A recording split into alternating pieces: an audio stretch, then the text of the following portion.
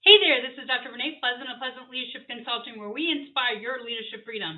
So, welcome to our YouTube channel, Leadership University. And if you haven't done so, please go ahead and subscribe to our channel. That way, you are alerted every week when we upload a new video, and sometimes when we put a surprise video that relates to Dr. Renee's readings or Dr. Renee's leadership reflections.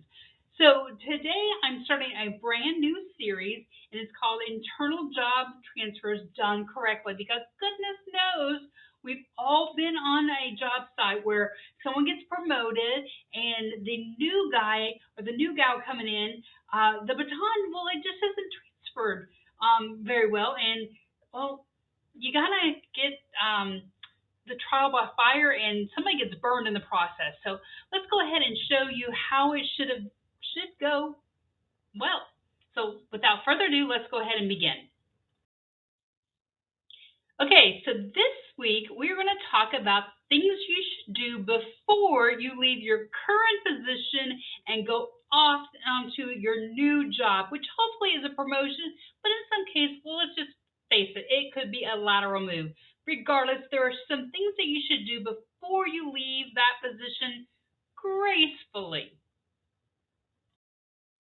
Okay, so as the person who is leaving the position, the first thing you need to do is you need to meet with your outgoing manager or supervisor, and you needed to figure out what projects that you personally have to complete. So it's like a triage. So let's look at your to-do list and which ones have to be done solely by you, because you are the one that has all the knowledge, you have all the contacts, and which ones can wait for the new person coming in to fill your position. Okay, so then you're going to determine what projects are going to be delegated to maybe the other persons on your team. So now this is not like you're cleaning off your to-do list and you're saying Bob and Jane and Sally and Sam can take the rest of your work, and this is like new responsibilities. This is just temporary for the transition. And then you're going to figure out which items are left on your to-do list or your active projects can be done by your successor. As they now, keep in mind, they are transitioning, they're learning the ropes, they're learning not necessarily completely how to do your job, but how to do the job in your new environment. And we don't want to like drown them as they're coming into the new job.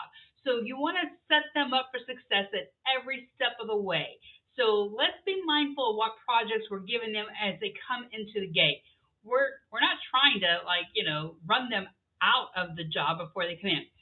And I know you're excited about the new position you're wanting to take over, and you should be. But let's not leave the position that you worked so hard, because that is your name. That is your legacy that you're leaving behind. So let's leave it intact, and let's make sure that your name and your reputation is also there, because those customers and your team that you're building, you may need those relationships later. Welcome back, guys. I'm glad you came back for another week. And this week we're going to talk about passing the baton. So you are leaving your existing position and you're going over to your new position, whether that's a lateral transfer or a vertical promotion. So how do you actually pass the baton? So you're leaving your current projects and you've got a successor coming in, but you want to go over. And this is so hard because some people want to just be, I'm done. Drop the mic and they're out. But you really need to be graceful about it. You need to leave the old job and go into your new job, because how you walk and how you exit stage left says a lot about your character. And I've been around the block once, maybe twice, and I'm here to tell you that sometimes the people, when they exit stage left, they come right back on stage right. So you want to make sure that when you exit, you want to make sure you have a little grace there. So let's talk about that. Now, it would seem logical that you want to remain professional and you're not going to want to just like dash out the door. But I have to slide in here for a reason, okay? So just because, and I seem to see this the most when people are leaving a position because they're getting promoted.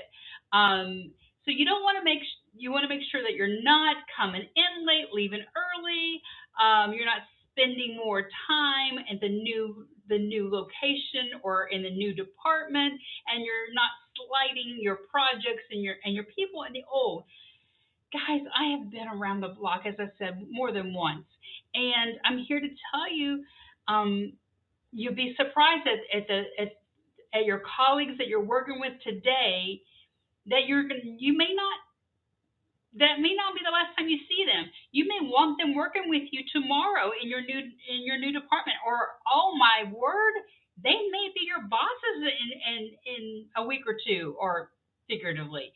So you want to make sure that you're not tainting those relationships, and make sure that you remain professional. So don't be so swift to get out the door, and don't close any doors on those relationships between customers and colleagues that you have today. So as you're leaving the position that you hold today, and you're going towards the position that you are leaving in that internal company, you want to make sure that your files are organized, that you have closed up any loose ends, and if you haven't been able to close up loose ends, please make sure that you have detailed notes of what needs to be done. So if you've got an open project, make sure you have detailed notes of what has been done, what you've tried that hasn't worked, who you need to contact, and such. And then don't, as you have your successor there, make introductions with people. Say, this is, Bob, and Bob takes care of all the building construction, and Bob is your go-to when you need to have permits pulled and when you need to do whatever. And Susan is the person that we go to when you need to close a deal, or when you need your numbers crunched, or whatever your industry is, whoever your go-to person is. Don't hoard that information. Now, if your successor doesn't want to use that information, that is on them, but you have made it available to them. So in order to make sure you do this, that you organize in your files, you're leaving detailed notes, and that you're making time to make personal introductions and not leaving your successor to flounder on their own, it's important that you block out time on your calendar so that you're avoiding the interruptions and that you're able to give the proper briefing that your successor needs. So that means that you're going to have to plan ahead. Thus, my previous slide, you can't be arriving late, you can't be dashing out early, and you can't be spending all your time in your new camp. And I know that's hard because you're going to be super excited. So you're still an employee in your existing job. You haven't made the transition over to your new job. I know that's probably not what you're going to want to hear because you're so excited to turn that page and to start that new adventure, but not yet. Not yet. In fact, next week we talk about stepping into that new environment. So tune in next week when we talk about that. Hey guys, welcome back, and thank you for coming back. And this is probably the week that you really wanted to hear and learn about, because this is the week that you get to step into the new environment. This is the exciting one. Woo! Congratulations! Woo! Imaginary confetti. Woo! Jazz hands. All right, so this is the exciting one. This is the one that you're most excited about because it's a lateral move into your wheelhouse, or it's the promotion that you've been seeking. So let's get it started. Let's just dive in, shall we? Okay, you're gonna want to screenshot this one, take a photo of this of this. This is an important screen here. This is important. So as you ease into your new role, you're gonna need to curb that excitement. You really are, because that excitement can make or break you, and you got to tamp it down, and you got to really rein it in. All right, so the first few months of your new job, you've got to really work on managing your old and your new relationships. And that's going to be hard because depending on what new role you have, especially if your new role is a supervisory position, you've got to be very careful on how you manage your old and new relationships. And this gets to be very difficult. You still want to keep your old relationships because you never know when you're going to need them. You should never, ever close those doors. But at the same time, you've got to balance making new relationships. And then at the same time, as I said, you're going to expand your new network. You're going to expand your new influence, but you can't close the door on your past. So this is a very awkward and trying time. You've got to leverage your learning with the new role, your new role with responsibility. And I'm here to tell you, as qualified as you are to get the new role, and hear me when I say you are qualified, you still don't know what you don't know. Okay, let me say that again. You still do not know what you do not know. So there is still a lot of learning for you to acquire. You need to connect with your team, and you need to model successful behavior. So while you walk in there, walk with confidence, but also walk with some humility, because there's stuff in the new job that you just don't know yet. You don't know it yet. So the first few months, maybe up to a year, depending on what the job is, you're going to be on a tightrope balancing act, trying to figure out where you fit in, what you know, and balancing those relationships. So it's going to be a new stress and a new level of awkwardness. Just know it going in. Welcome back. Hopefully, I didn't scare you away last week with that little awkwardness. So this week, we're going to get to talk about showing your worth in your new job, and this is an exciting week. So let's go ahead and jump in. So last week, I cautioned you to kind of tamp down your excitement and to kind of rein that in, and you do need to moderate your emotions, but don't don't be overly shy and don't be fearful. And I'm going to really target this to the women in the group.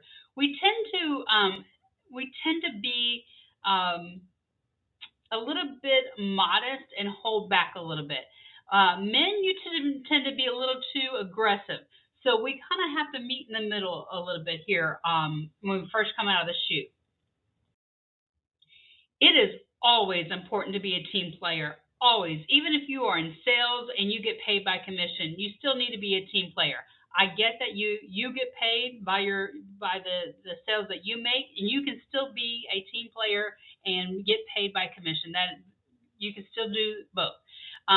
But when you start out, if you are an I person rather than a we person, that's not going to work for you. It may work for the short term, but it is not going to work for the long term, and you're going to find yourself in a very uncomfortable work environment, and it's not going to work for you.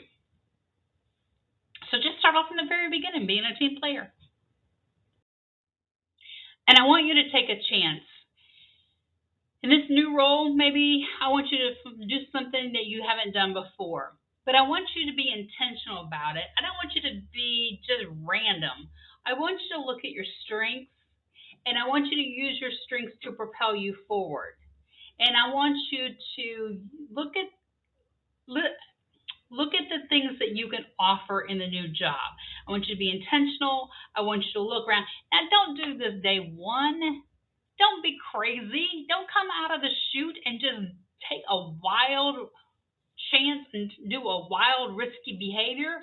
Be methodical, be intentional, get to know your environment, and get to know the people you work with. You know, do you have a strength that can offset somebody else's blind spot? Then take a risk and work together that way to make the environment better. So do something you haven't done before. I'm going to leave you with this thought here because I think it's the most important one of the segment, and I saved it for last. I want you to show your confidence. You were selected for this position for a reason, and I want you to remember that. But I don't want that to be your overriding mantra, if you will. You were selected above others for a reason. The hiring committee or the hiring personnel felt that you were a good fit. So you need to keep that in mind. But at the same time, there are others in the in your team or in the department or in the company as a whole who have things that they can teach you to make you a better employee. So you're not an island. You have resources around you that are waiting to pour into you, just as you have information to pour into others. So be a mentor and be willing to be mentored. That's my advice to you. Wow, that went fast. Well, fret not. We have more coming up next week, so please tune in and find out more ways to help the transition from your previous position to your new position. Hey, it's Dr. Renee Pleasant again with Pleasant Leadership Consulting, where we inspire your leadership freedom. If you'd like to learn more about what we do here at Pleasant Leadership Consulting, I encourage you to check out our website at pleasantleadership.com and learn more about how we help small and medium-sized business owners like yourself, or maybe a business owner you know. We offer, one of the services that we do is we offer over 50 workshops. We can do that one-on-one. We can do that in small groups. We can do it virtually like this, or we can do it, well, one of the things we do is we offer training on a train. Yeah, legit. We bring your people on a train. We take a train ride and we do training on a train. Seriously though.